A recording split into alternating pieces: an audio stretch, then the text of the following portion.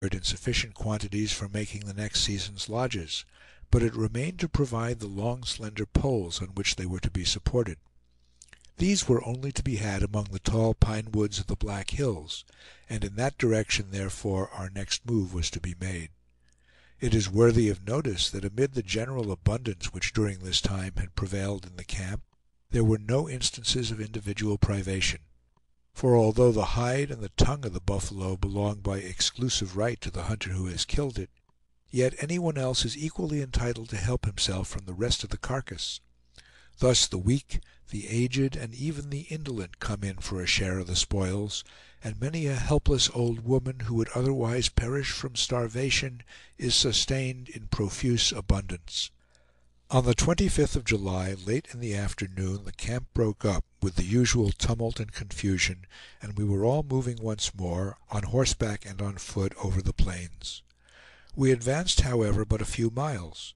The old men, who during the whole march had been stoutly striding along on foot in front of the people, now seated themselves in a circle on the ground, while all the families, erecting their lodges in the prescribed order around them, formed the usual great circle of the camp. Meanwhile, these village patriarchs sat smoking and talking. I threw my bridle to Raymond, and sat down as usual along with them. There was none of that reserve and apparent dignity which an Indian always assumes when in council, or in the presence of white men whom he distrusts. The party, on the contrary, was an extremely merry one, and as in a social circle of a quite different character, if there was not much wit, there was at least a great deal of laughter. When the first pipe was smoked out, I rose and withdrew to the lodge of my host. Here I was stooping, in the act of taking off my powder horn and bullet pouch, when suddenly, and close at hand, pealing loud and shrill and in right good earnest, came the terrific yell of the war whoop. Kongra Tonga's squaw snatched up her youngest child and ran out of the lodge. I followed, and found the whole village in confusion, resounding with cries and yells. The circle of old men in the center had vanished. The warriors, with glittering eyes, came darting, their weapons in their hands, out of the low opening of the lodges, and running with wild yells toward the farther end of the village. Advancing a few rods in that direction, I saw a crowd in furious agitation, while others ran up on every side to add to the confusion. Just then I distinguished the voices of Raymond and Reynal shouting to me from a distance, and looking back, I saw the latter with his rifle in his hand, standing on the farther bank of a little stream that ran along the outskirts of the camp. He was calling to Raymond and myself to come over and join him, and Raymond, with his usual deliberate gait and stolid countenance, was already moving in that direction. This was clearly the wisest course, unless we wished to involve ourselves in the fray, so I turned to go; but just then a pair of eyes gleaming like a snake's, and an aged familiar countenance, was thrust from the opening of a neighboring lodge, and out bolted old Mene Seela, full of fight, clutching his bow and arrows in one hand and his knife in the other. At that instant he tripped and fell sprawling on his face, while his weapons flew scattering away in every direction.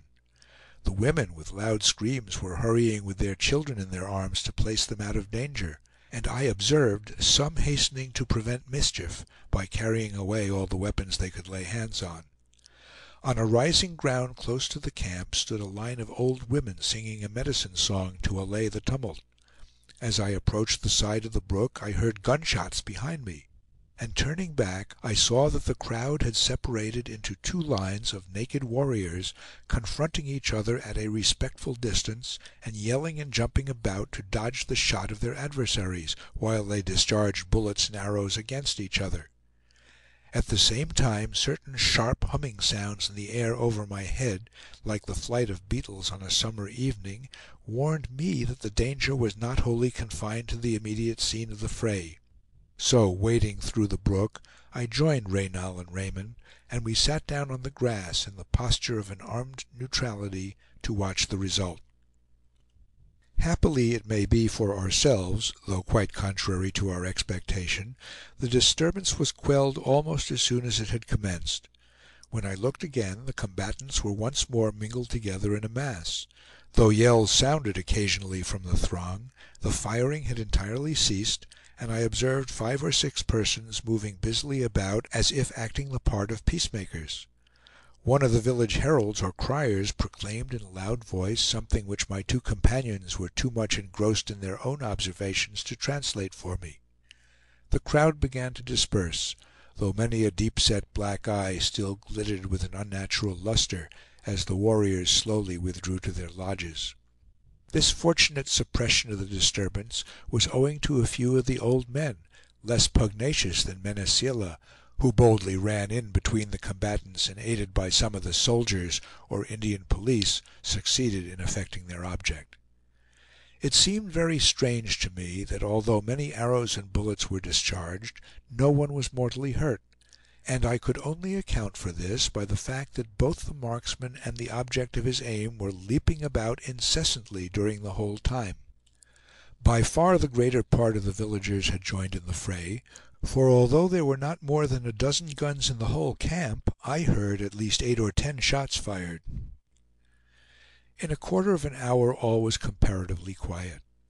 A large circle of warriors were again seated in the center of the village, but this time I did not venture to join them, because I could see that the pipe, contrary to the usual order, was passing from the left hand to the right around the circle, a sure sign that a medicine smoke of reconciliation was going forward, and that a white man would be an unwelcome intruder.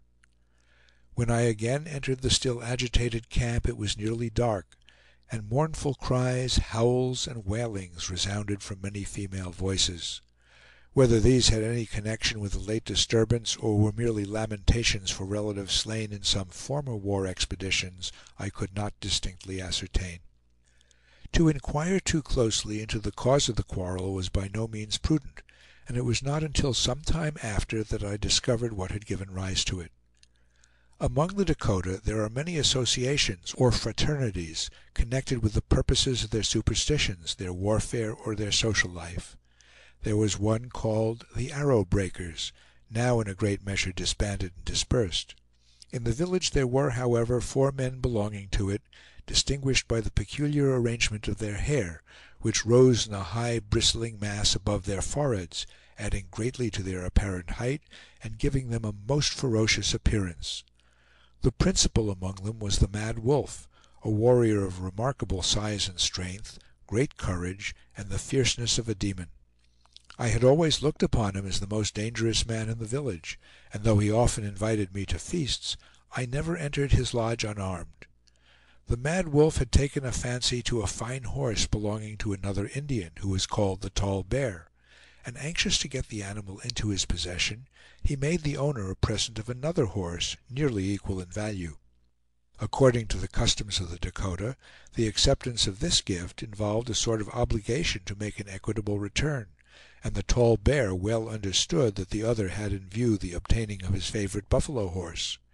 He, however, accepted the present without a word of thanks, and having picketed the horse before his lodge, he suffered day after day to pass without making the expected return.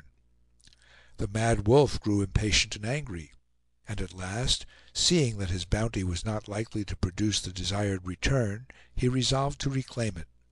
So this evening, as soon as the village was encamped, he went to the lodge of the Tall Bear, seized upon the horse that he had given him, and led him away. At this the Tall Bear broke into one of those fits of sullen rage not uncommon among the Indians.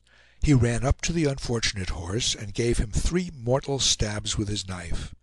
Quick as lightning, the Mad Wolf drew his bow to its utmost tension, and held the arrow quivering close to the breast of his adversary. The Tall Bear, as the Indians who were near him said, stood with his bloody knife in his hand, facing the assailant with the utmost calmness.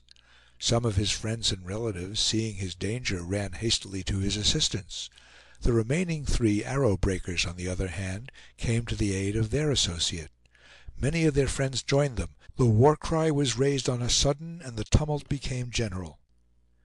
The soldiers, who lent their timely aid in putting it down, are by far the most important executive functionaries in an Indian village. The office is one of considerable honor, being confided only to men of courage and repute. They derive their authority from the old men and chief warriors of the village, who elect them in councils occasionally convened for the purpose, and thus can exercise a degree of authority which no one else in the village would dare to assume. While very few